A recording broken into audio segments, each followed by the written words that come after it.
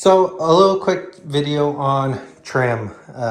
As you can see, it's kind of crappy all along the edges. This is the trim I chose. Basically, that's what it looks like on the end. This is made out of MDF. This was probably the best purchase or bang for the buck that I could get. Secondly, when you cut this stuff, you want to measure from the bottom end of the wall, so the very bottom where this trim's going to go, to the bottom end of this side of the wall or whatever wall you're measuring.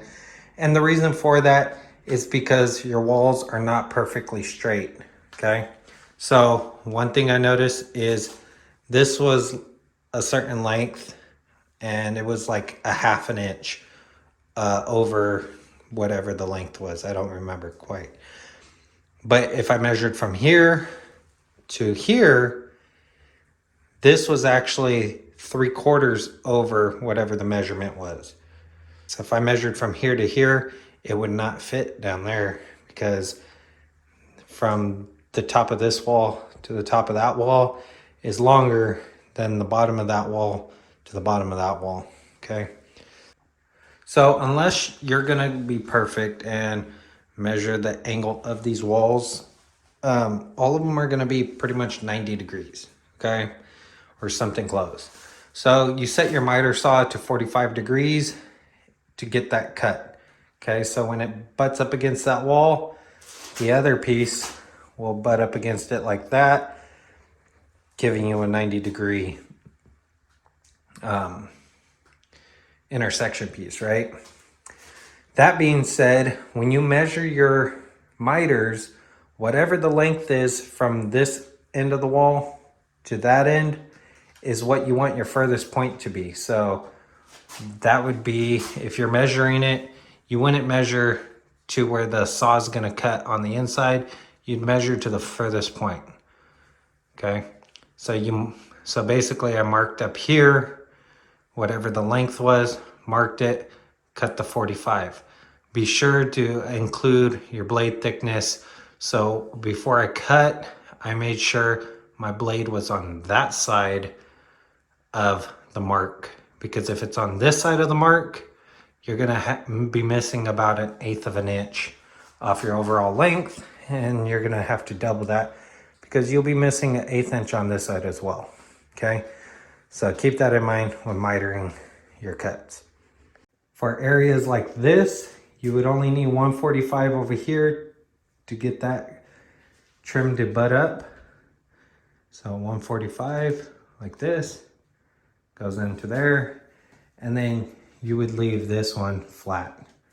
And the reason for that is because you're going to be butting up to the edge of this door jamb trim. This baseboard is going to be near the washer and dryer. The dryer itself needs a port, so I'm going to have to take the hole saw and actually cut into this baseboard after it's on.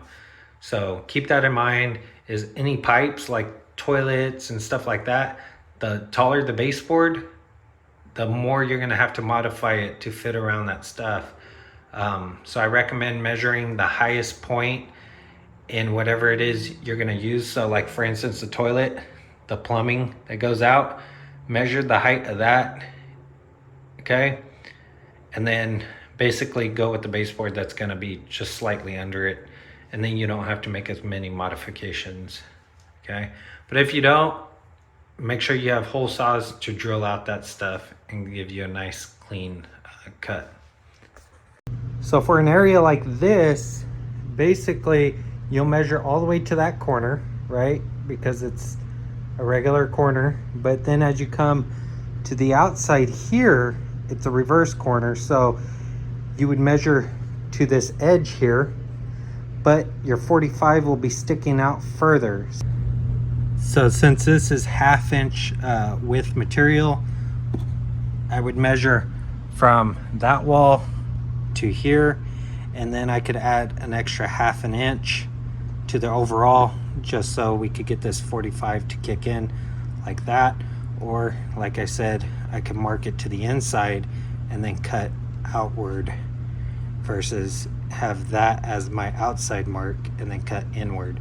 So you got to make sure you add that extra 1/2 inch to the overall length, since we're using 1/2 inch material here, and then that would give you the overall length that you need. But keep in mind, this isn't exactly 1/2 inch, so if you don't care if it's perfect or not, you could definitely just add whatever width that you measure with your tape measure, or you could do like I said and make it perfect. Measure to the inside and then mark 45 this way to add that extra. Now, before cutting anything, what you need to do is make sure the longest distances you take care of first, because the shorter distances could fill in sections like this that don't really require a full stick. But if you cut a stick to fit here, you might come up short on those longer sections and then have to buy either another stick, or you might have to piece multiple pieces together. So it's best to take the full length of the walls and run those largest distances first and then patch the smaller areas. The Diablo 80 tooth is what I'm using currently to cut this molding. It's a great universal blade for basically everything from trim work to woodworking, to keep everything from splintering, but also it doesn't have too many teeth where, you know, it's a specialty blade. So this actually does a lot. It's like a universal blade for a lot of different applications on this 12-inch miter saw. So after doing some extensive research into the caulking I was going to use for the trim, I did purchase some of the cheaper stuff just to have, and I decided to do more extensive research, and I found out that the DAP Dynaflex 230 is probably your best bet, just because it has a lot of flexibility, so when your house moves and stuff, it doesn't crack. They have silicone base and then they have latex base. The bad thing about silicone is that you can't paint it. If you paint it and it does shift a little bit, what's going to end up happening is it's going to flake right off. So you need something in the middle, like this Dynaflex 230. This one here is in white. They come in clear, they come in white. It's whatever preference you want. I got the white so I didn't have to paint it because my trim's white. And the reason why I got this was because it offers the best of both worlds between the latex and the silicone options. So it's going to have a lot more give if your house does move a lot. And that's because people have tested a whole bunch of different types of silicones and latex, and this one seemed to be the best at application and also cleanup. There's also better ones, like if you're trying to do a shower, you're going to need 100% silicone just because of molding and stuff, but they got different stuff for that. This is more for your trim, baseboards, windowsills, that type of thing. So what you're going to need is your caulking gun, of course, a rag, some water, and a trim tool, whatever trim tool you decide to use. And you want to cut this at a 45-degree angle, make it as small as possible. Kind of went a little bit large on that. And what I've been doing is laying a bead down. So I haven't done this area. So you lay a bead down, and then you could take your trim tool and run it across there to get all the excess off. And if it's in any of this porous stuff, this squeegee here will clean that up pretty good. Then what I do is I'll wet my finger in the water here, and then I'll run it across here, and that'll give me a smooth finish. So it like smoothens out this stuff really well. And then you can wipe it off on a rag, and it doesn't stick to your fingers. Let that dry, and you get a nice seal all the way around your trim. I don't think I'm gonna do the bottom just because I don't have a large gap. So if you do decide to put it on the bottom of the trim, one thing to remember is don't use any of these sharp corners. So like that radius might be fine, but don't use this one, the 90, because all you're gonna do is pull that all out as you're applying it. So you might want to use like a 45 or the larger radius if you decide to put it on the floor as well. The one thing you might want to do is put it on the floor if you did not paint the bottom of the trim and the back side of the trim, just because you don't want moisture to get into your trim if you decide to mop and you know, start swelling up the trim itself. So in order to install these corners, what I ended up doing was using a miter cut instead of a coping method. And basically that means that I took the measurement between here with the protractor, got my angle, and then cut it, divided by 2 and cut that angle. So if this was perfectly 90, say, then I would cut it 45. A coping method basically follows the profile of whatever your trim is, and the front of the face of the opposite side butts up straight against. So that takes a lot more practice and effort, especially if you have all these little ridges that you gotta cope around to make that butt up perfectly. But if you're a professional, of course, you know, have the time you spend on doing so much trim that it probably comes a lot faster than someone who actually has to start from scratch and doesn't know how to use the method.